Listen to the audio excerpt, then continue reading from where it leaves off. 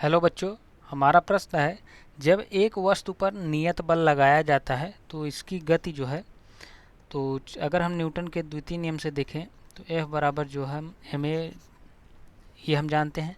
तो यहाँ से देखें हमें क्या बोल रहा है कि जब हम नियत बल लगाते हैं, नियत बल, अगर कोई वस्तु विरामावस्था में है तो जब हम उस पर एक नियत बल लगाएंगे तो फिर क्या है, वो यानी गति में आ जाएगी।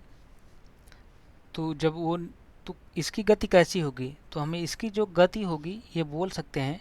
अगर हम इस पे एक नियत बल लगाएंगे तो ये कैसी होगी, गतिशील अवस्था में होगी, गतिशील अवस्था में। अब ये गतिशील अवस्था में इसकी गति कैसी होगी, तो इसकी जो गति होगी ये कैसी होगी, ये नियत त्वरण से होगी, नियत त्वरण से होगी। वो क्यों, अगर हम यहाँ पर देखें तो हमारा एफ जो है अगर नियत है तो हमारा द्रव्यमान नियत ही रहता है। तो हमें एफ नियत के लिए, एफ नियत रहने के लिए हमें क्या है, त्वरण भी नियत करना